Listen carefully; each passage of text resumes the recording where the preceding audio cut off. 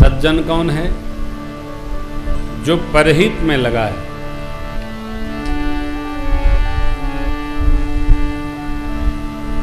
जिनसे उसका कुछ संबंध नहीं, उनके हित का भी जो चिंतन करता है वो सज्जन है। देखिए, जिससे हमारा स्वार्थ हो उसके प्रति हम कुछ करते हैं तो ये कोई बहुत बड़ी बात नहीं है। जिससे हमारा कोई स्वार्थ सिद्ध नहीं हो रहा हो उसके प्रति भी हम व्यवहार करते हैं तो हम सज्जन हैं। यूं आदमी के उम्र का वर्गीकरण यदि 4 भाग में कर दिया जाए, विद्यार्थी जीवन, कमा कर घर द्वार बनवाना, उसके बाद बेटा बेटी आदि का विवाह, तो अंततो गत्वा आप देखेंगे कि अपने पास कुछ समय बचेगा ही नहीं। और ये बहुत मुश्किल है कि हम जिस लिए मानव शरीर पाए हैं, जितनी तपस्या से पाए हैं, भाई आपको लगेगा हमारे लिए तो कुछ हुआ ही नहीं, हमने सबके लिए कर दिया। और निश्चित मानिए जब हमको आवश्यकता किसी की होगी कोई पास में नहीं मिलेगा, हम अकेले रह जाएंगे। इसलिए जगत के सारे व्यवहार को संपादित करते हुए माय बाप आगे की रचना, आगे की तैयारी, आगे की योजना। अभी हम लोगों ने एक नई बात, बड़ी अलौकिक चिंतन की है, तो आपको प्रथम निवेदन नहीं, द्वितीय निवेदन करता हूं। प्रथम में बोल चुका हूं। मानव जीवन मिला है, इसमें 2 कार्य प्रथमतया करना चाहिए। क्या? धर्म और पुण्यार्जन। धर्म क्या है? परहित। जितना बन सके हम परहित कर लें।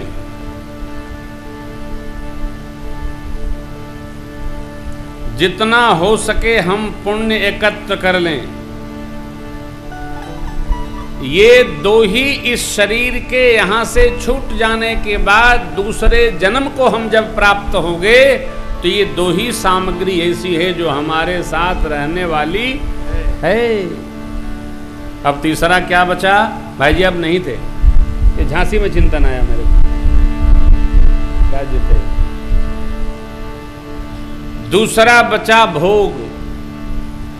इस शरीर को जितना सुखी रखना है रख लो भाई।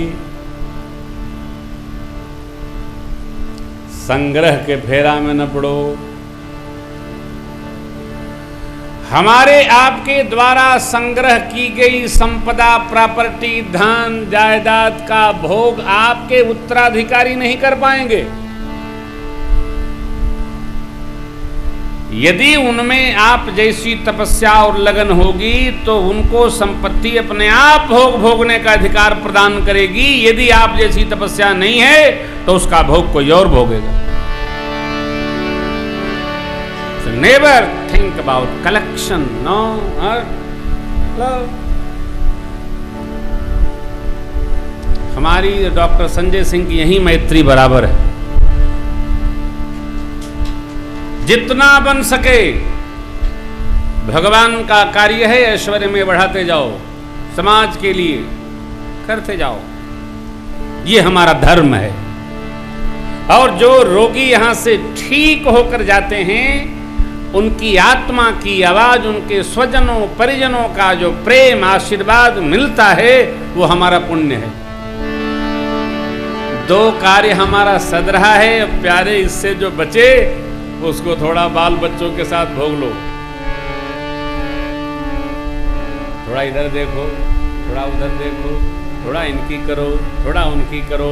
और यदि आप नहीं कर पाएंगे तो हाथ में कुछ नहीं लगेगा, गाते रह जाएंगे और फिर सुनाना पड़ेगा मोरा हीरा है राही जयो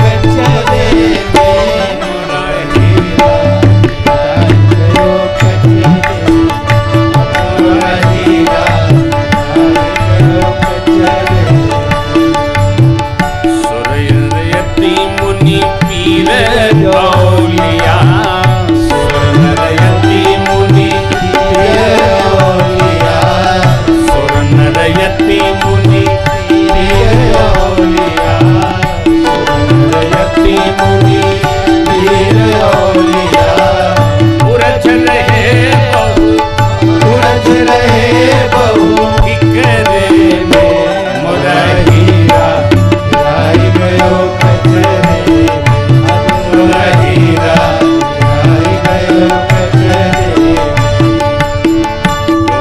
पूरब कोई पश्चिम पूरब को पश्चिम दे कोई पूरब पश्चिम देखे कोई पूरब कोई पश्चिम देखे कोई पानी कोई पत्थरे में कोई पानी कोई पत्थरे में मुरहीरा राई गयो कचरे मुरहीरा राई गयो कचरे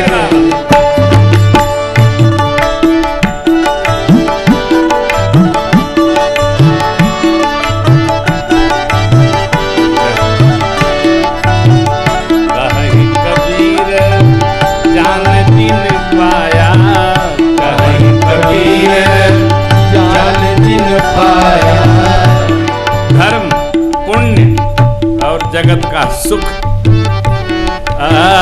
कहीं कबीर जान जिन पाया कहीं कबीर जान जिन पाया बांध लियो है बांध लियो निज अजरे में मुरहीरा राई गयो कचरे मुरहीरा राई गयो कचरे मुरहीरा राई गयो कचरे मुरहीरा राई गयो कचरे केवल जगत के लिए ना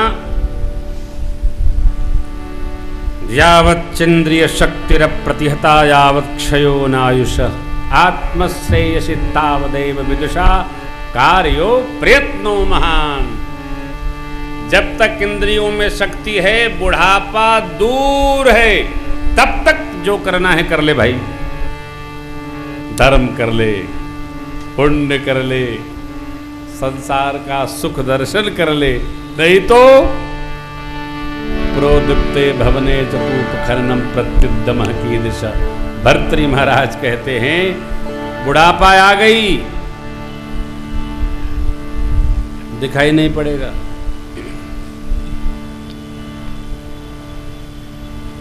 बाबू खा लो, अबे नहेली हो,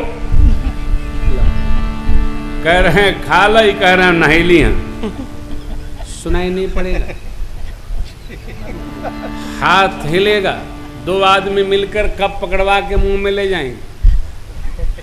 जब तक इंद्रियों में शक्ति है साहब, इसमें कब तक शक्ति है तभी तक स्वाहा कर लीजिए, तभी तक कीर्तन गा लीजिए। ये कोई हल्की बात नहीं है। इंद्रियों में शक्ति है तभी तक हम धर्म कर सकते हैं, तभी तक हम पुण्य अर्जन कर सकते हैं। इंद्रिया तो वृद्धावस्था को प्राप्त ही है, और समय आ जाएगा तो कोई रोकने वाला नहीं। एक कथा आपको आज मैं पढ़ रहा था किसी ग्रंथ में। एक वकील साहब थे, तो उनको लेने यमदूत आ गए। तो वकील साहब के अभ्यास में था नोटिस सम्मन, नोटिस सम्मन। तो वकील साहब ने कहा कि तुम लोग लेने आए हो, पहले नोटिस भेजना चाहिए ना, पहले सम्मन भेजना चाहिए ना। एक यमदूत बड़ा तेज था, बोला वकील साहब आपके 3 दांत बचे हैं, ये पहली नोटिस। आपके आंख से तिरछा दिखता है, दूसरी नोटिस। बाल सारे सफ़ेद हो गए, तीसरी नोटिस। कोई अंग आपका चल नहीं रहा है, ये विदाई की अंतिम नोटिस और सम्मान एक साथ है। बोलिए चलिएगा कि नहीं चलिएगा? कितनी नोटिस चाहिए आपको? वकील साहब मौन हो गए। भाव कहने का ये है कि नोटिस तो मिल ही रही है, हम तामील करें तब ना, हम समझते नहीं, उसकी तुरंत व्यवस्था बनाते हैं साहब। केवल धर्म एकत्र करने के लिए शरीर मिला है। हम आपको नहीं कह रहे हैं, कथा के माध्यम से हम अपने को भी समझा रहे हैं। केवल धर्म एकत्र करने के लिए शरीर मिला है, केवल पुण्य एकत्रित करने के लिए मिला है। और धर्म पुण्य ऐसे ही एकत्रित होगा, ये कोई प्रमाण नहीं है। ऐसा कोई व्यक्ति नहीं है जो एक सिक्का भी लेकर के यहां से जाने वाला या गया हो। किसी जवान भाई ने महात्मा कथा बोल रहे थे, उनसे पूछा महाराज स्वर्ग में क्या क्या व्यवस्था है? महात्मा बोले बेटा मैं तो नहीं गया, तुम कहो तो भेजवाऊं। मैं क्या जानूं क्या है भाई, ये तो लिखा पढ़ी की रचना है। लेकिन मैं आपको निवेदन करूं, स्वर्ग से सुंदर ये मर्त्यलोक में सत्संग का व्यवहार है, धर्म का व्यवहार है, पुण्य का व्यवहार है। और जिस दिन हमको ये सत्य समझ में आ जाएगा, हमसे बड़ा भाग्यशाली, हमसे बड़ा सौभाग्यशाली। धर्म चित्त को शांत कर देता है।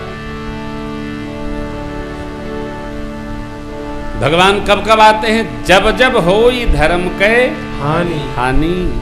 पृथ्वी माँ गौरव कब बनाई? अतिशय देखी धर्म के ग्लानि, परम सभीत धरा अकुलानी। भगवान राम धर्म से तु पालक तुम दाता, धर्म से तु करुणा यतन। राम जी के निकट हो, निकट हो। और कभी नहीं, मेरे परमात्मा वन में भी हैं, धर्म का त्याग नहीं करते, धर्म का वर्ण करते। धर्म का किसी भी अवस्था में त्याग नहीं किया जाए। पुण्य किसी भी अवस्था में किया जा सकता है। संसार में हमको यही दो वस्तु एकत्र करना है प्यारे, धर्म पुण्य और पुण्य। धन इकट्ठा करने लायक नहीं। क्यों? ये अक्षुण नहीं रहेगा।